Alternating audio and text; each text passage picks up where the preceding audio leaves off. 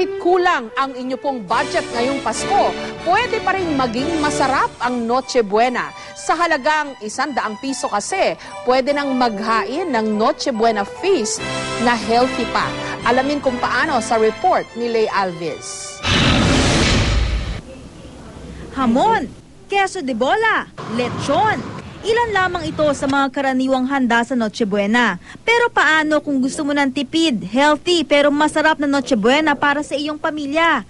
Posible ito ayon sa restaurateur na si Angel Pelayuti, na nagmungkahi ng 5 healthy Noche Buena dish na healthy na, tipid pa. Naman po Pasko, sanay na po tayo, araw-araw, gabi-gabi, minsan 2-3 yung Christmas party na pinupuntahan natin. So pagdating ng Noche Buena, siguro maganda rin, nakakaiba yung kinakain natin, mas healthy, mas fresh.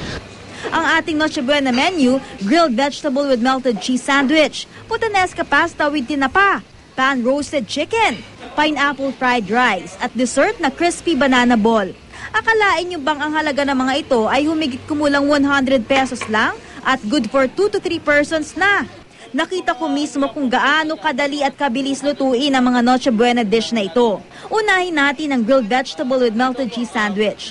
Ang ingredients, talong, bell pepper, cheddar cheese, hotdog bun. Una munang inihaw ang mga gulay. Itinoast ang tinapay, saka nilagay ang keso. At nilagay sa oven toaster. Voila, ganun lang kadali. Sunod naman ginawa ang puttanesca pasta with tinapa na may ingredients na spaghetti noodles, canned tomatoes, sibuyas, bawang at syempre pa ang tinapa. Iginisa sa sibuyas at bawang ang tomato sauce, inihalo sa pasta at binudbura ng dinurog na tinapa. Ang ingredients naman na pineapple fried rice, kanin, bell pepper, spring onion at pineapple bits.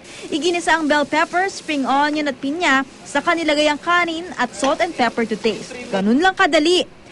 Ang pan roast chicken din napakadali lang gawin. Pinahiran lang ito ng asin at paminta at iprinito sa butter. At last but not the least, ang dessert na crispy banana ball. Ang ingredients, saging na lakatan, brown sugar, harina, eggs at breadcrumbs. Balutin ng asukal ang saging, isunod ang harina, ilubog sa itlog. Balutin ng breadcrumbs, saka i-deep fry. Wala pang 30 minuto, natapos na ni Chef Alex ang 5 Noche Buena dish. Easy to prepare lang naman itong ano natin na to. Ano lang na at least kakaiba naman.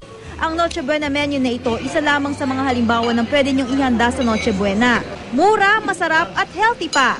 Naipakita po natin na sa 100 piso, kaya ho nating magkaroon ng isang espesyal na handa.